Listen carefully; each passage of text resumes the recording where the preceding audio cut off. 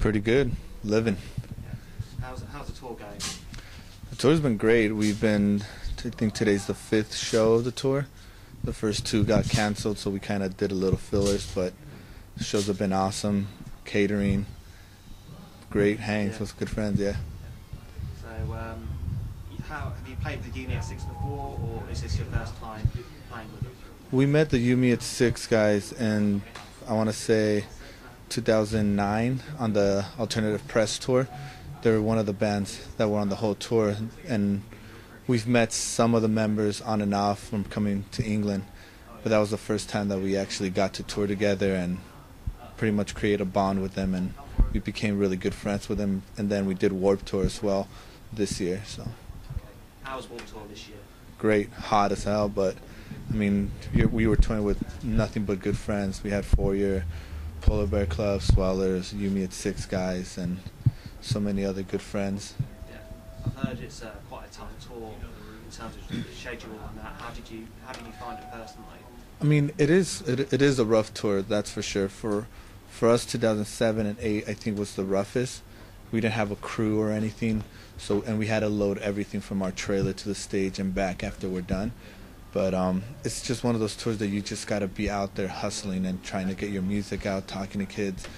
This year that we just did, it was a little easier just because we had all our stuff in the truck, which is right behind the stage. But it's still a grueling tour because you have so much press, signings, and then you never know what time you're going to play. Like, you might open at 11 a.m. or play at 7 or 8 at night, you know. So your last album came out in 2009. Yeah. What was the album writing process like, and was it different to your previous album?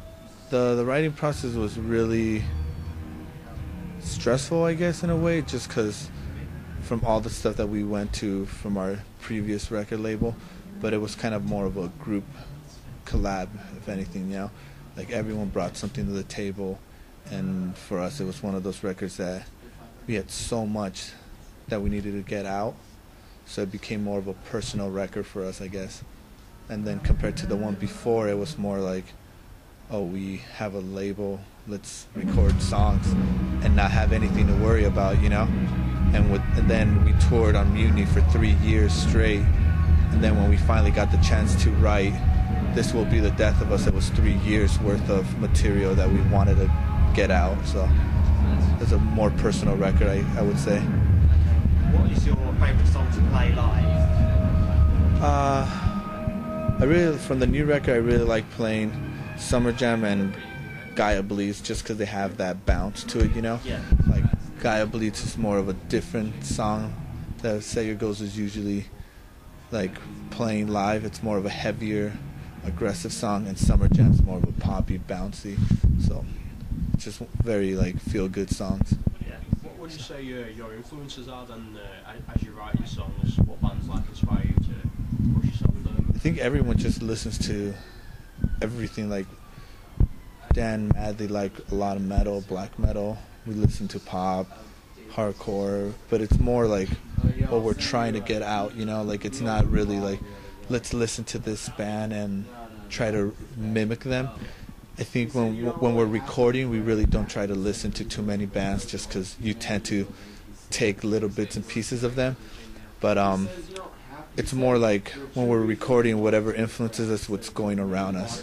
You know, like, if something's pissing us off, or we're really excited about something, like, oh, we need to come up with something more energetic, so we kind of just start messing around, you know. But everyone listens to all sorts of stuff. Like, you could go through our iPods and you'll probably be like, what are you guys listening to, you know? So there's 6 members, everyone has different tastes. So so you've been playing as a band for ages. What has been the craziest, like, fan experience you've had? Is anything like the fan has done to you that stands out as weird or odd? I don't think we're a band that kind of, like, fans freak out too much over, you know. Like, we're very out there, always hanging out in the crowd, not trying to be behind the scenes too much. Just backstage is kind of boring, as you see, where everyone's sitting down, either eating or just online.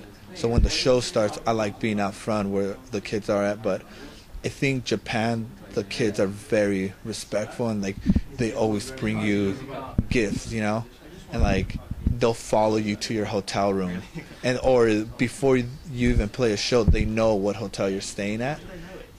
I don't know. I think probably the promoters always put the bands in the same hotel room, so they kind of already know. But I mean, but they're not in a creepy. They don't stalk you in a creepy way. They just stand there until you have time, and they come and approach you, you know. But that was the first time that we were like, well, like, are we big here, or do you know? I think that was the very first time that we ever kind of experienced something out of the normal for Set Your Goals. Summer Sonic? Yeah. And like, when the minute you walk out to the crowd, they spot you right away. You know, they know who you are. It's like, oh, can we take a picture? And it's like in the States, like you'll get some kids here and there, same in the UK and Australia, but it's nothing to the extreme where they'll follow you to see where you're staying at. Or so. I've heard Summer Sonic's really well catered for bands and everything. Yeah, I mean, what's it like? they take just good care of you. I mean, everything in Japan is very on schedule, you know. If they tell you, hey, you're gonna have a interview at this time, they'll be there to pick you up and make sure they take you to where you need to go. If the next morning you want to go eat somewhere before the show, we'll be at the lobby at this time, and they won't go to your room. They'll just wait for you there patiently, and you kind of show up. But I mean, Summer Sonic was super, like, I don't know. I didn't know what to expect at first, because before it was a huge auditorium, massive, a lot of people, sold out. Before we went on, there was no noise at all. Like we were, like our stuff was set up, and we're like, there's no one here, like, or we couldn't hear anyone because they had big, like, sheets that was covering the crowd. And we're like, dude, no one's gonna be here. It's gonna suck.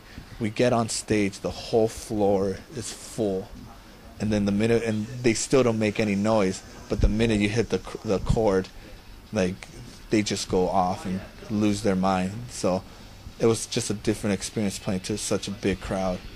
But just people there are great, you know. Have you got a new album coming up on the pipeline? Have you started writing it? Yeah, we've been in the studio for about 4 weeks before the tour started. Mikey, myself, Jordan, and Matt went out to Baltimore to record with Brian McTernan. And we worked with him for about 4 to 5 weeks. So we got all the drums done. We took a little, like, 2 weeks off before this tour, and then we're going back home for Christmas, and after Christmas we're going back to the studio to finish guitars, vocals, and everything. So we're hoping for a mid to late spring release. Yeah, I'm excited. Yeah. Okay, finally, what is the future for Set Your Goals? I think our future is just to keep doing what we're doing for as long as we can. Try not to put too much thought into it, you know, like when the band first started, we didn't think we were going to get to travel the whole U.S., let alone go to Europe and overseas and all that. So for us, it's just, as long as we're able to keep writing music and kids like it and kids keep coming out, we'll keep playing music and keep being a band as long as it's fun for us. So, no problem.